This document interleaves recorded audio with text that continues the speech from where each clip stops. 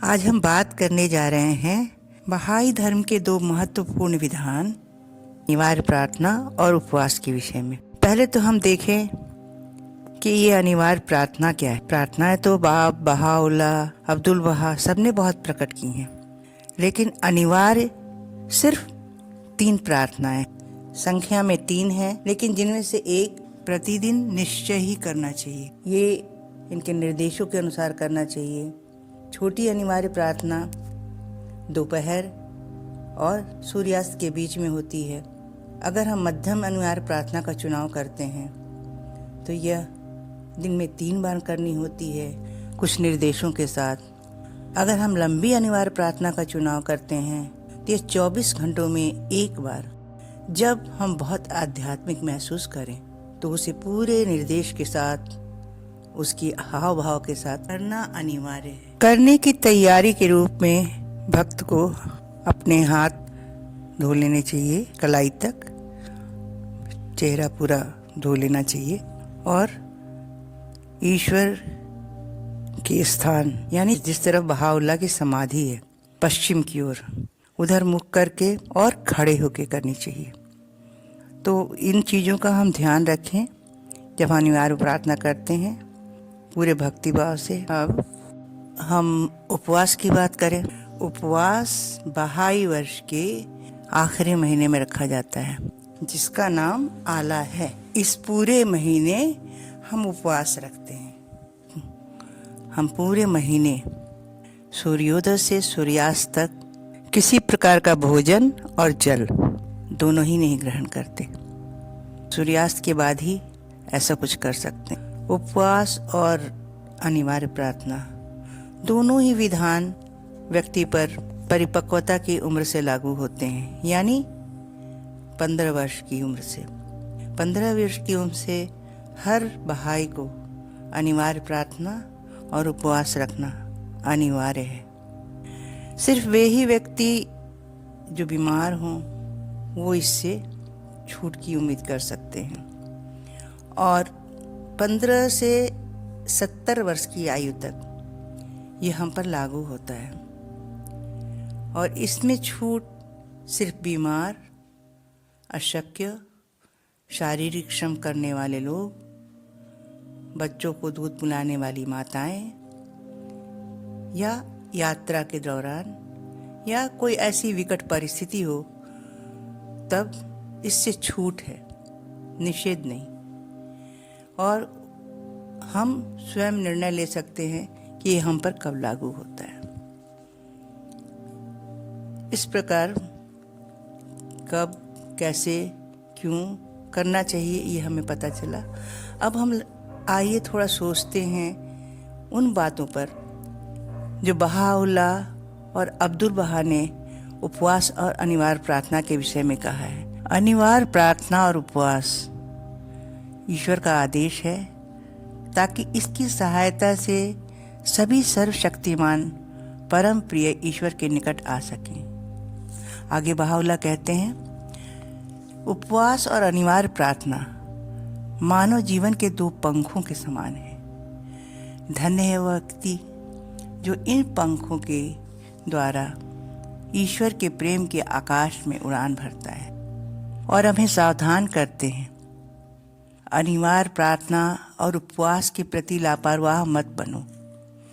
जो इनके अनुपालन से वंचित रह जाता है वह न ईश्वर को स्वीकार्य हुआ है और न कभी होगा।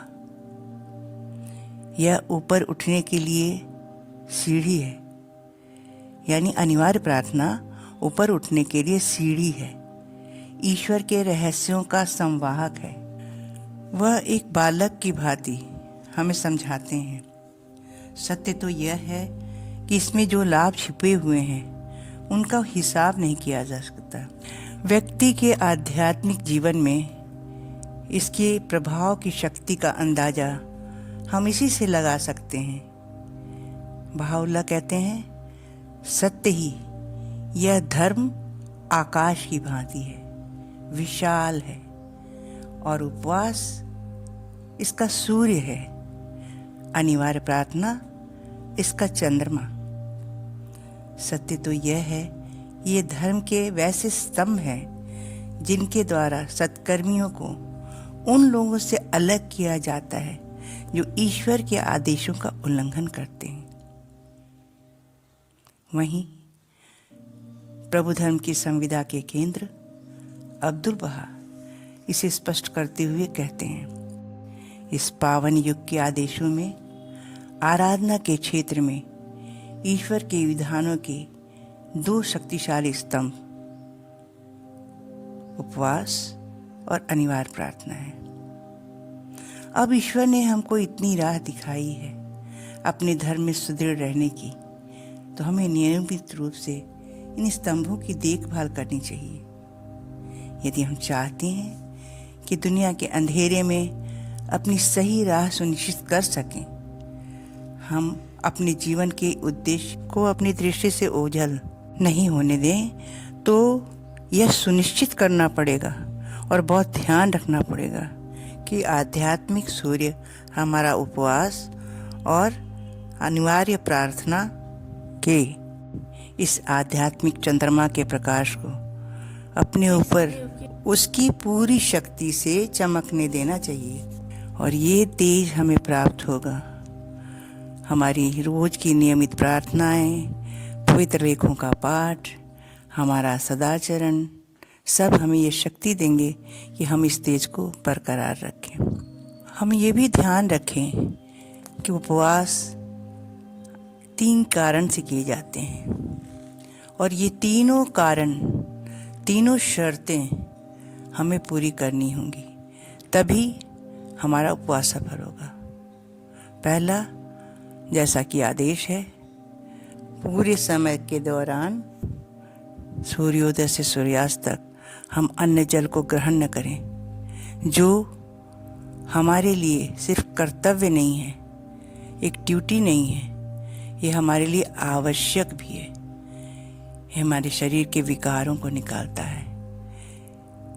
फिर जब हम भोजन नहीं करते हैं तो हमें ये पता चलता है, महसूस होता है कि जिन्हें भोजन नहीं मिलता है, वंचित हैं, उन पर क्या बीतती होगी। तो ये हमारी करुणा को उजागर करता है, हमारे में आध्यात्मिकता लाता है। और जब पूरे दिन हम भोजन की बातें, जल की बातें नहीं करते हैं, तो प्रार्थना, पवित्र लेखों का पाठ, प्रभु धर्म की गतिविधियाँ ये पूरे समय को भर लेती हैं, और हमारा एक नया व्यक्तित्व हो जाता है, या व्यक्तित्व का नवीनीकरण हो जाता है। हम याद करें मुल्ला हुसैन को, जिन्होंने बाप की खोज में निकलने के पहले 40 दिन का उपवास रखा था, इसी पवित्रीकरण के लिए। तो इस उपवास को हम पूरे वर्ष की सारी चीज़ें जो हैं, जो हमसे हुई हैं गलतियाँ, जो हमसे भूलें हुई हैं, हम मनुष्य हैं, तो उसे उपवास की अग्नि कुंड में भस्म कर दें। कभी भी हम ये न भूलें कि बहाउल्लाह अपने निगूढ़ वचन में कहते हैं, बार बार याद दिलाते हैं कि हमारा सृजन क्यों हुआ था। हे अस्तित्व के पुत्र, तेरा सृजन मुझे प्रिय था, इसलिए मैंने तेरी रचना की। अतः तू मुझसे प्रेम कर ताकि मैं तेरे नाम की चर्चा करूं और तेरी आत्मा को जीवन की चेतना से भर सकूं। उपवास की एक प्रार्थना में बहाउल्लाह कहते हैं, मैंने उपवास के हर दिन को एक विशेष गुण से नवाजा है, और उस गुण का हिस्सा प्रत्येक उपवास करने के वाले को अवश्य ही मिलता है, आशीर्वाद की तरह। तो ऐसा लगता है कि उपवास के दिन, और ये सत्य भी है कि उपवास के दिनों में की गई सेवा, किए गए अच्छे कार्यों का बहुत ही अधिक परिणाम मिलता है, आम दिनों से बहुत ज़्यादा। इसे ऐसा समझना चाहिए कि हर दिन का जो भोर का समय होता है, उसकी शक्ति ज़्यादा होती है। उस समय की गई प्रार्थनाएं, उस समय किए गए कार्य हमें बहुत फल देते हैं। और हमारे लिए बहुत खुशियाँ लाते हैं। तो इस भाव के साथ हम उपवास के दिनों का प्रारंभ करें और फिर अंत में हम देखेंगे कि जितने कार्य हमने किए हैं, जो भी शिक्षण योजना हमने बनाई है, वो कितनी अधिक फलदायी होगी। तो कृपया हम सभी मिलके उपवास के दिनों के लिए योजनाएं बनाना शुरू कर दें। हाँ, याद रखें कि इस वर्ष उपवास के दिन 1 मार्च से शुरू हो जाएंगे और 19 मार्च तक रहेंगे। और अब आप सबों को आने वाले उपवास के दिनों की ढेरों बधाइयाँ। और हाँ, आप सबके लिए आने वाला नव वर्ष भी मंगलमय हो।